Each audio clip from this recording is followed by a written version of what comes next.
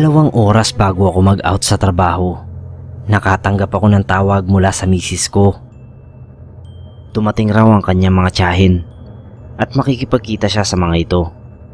Sunod ibinili niya sa akin ang anak naming si June. Padating na ito mula sa paaralan. Siguro ay ayos na rin ito para mapahinga ng kaunti ang asawa ko.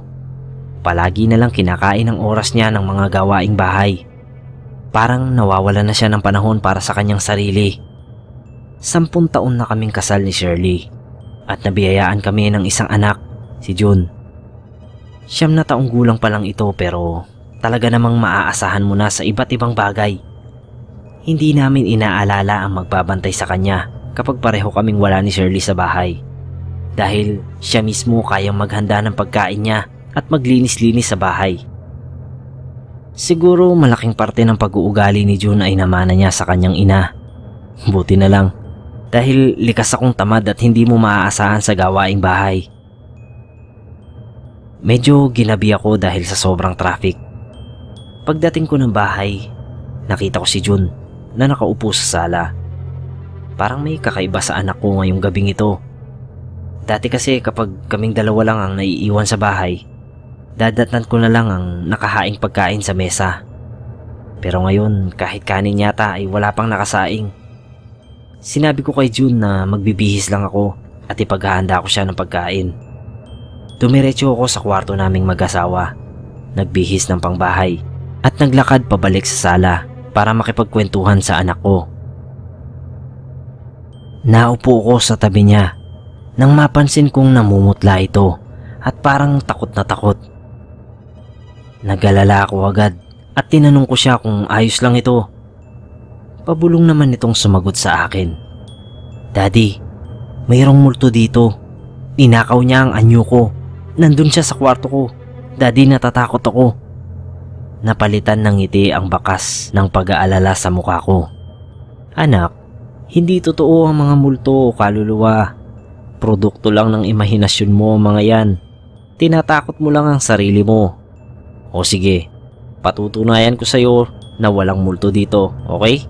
Pupunta ako sa kwarto mo para siguraduhin walang multo doon na kumopya ng itsura mo.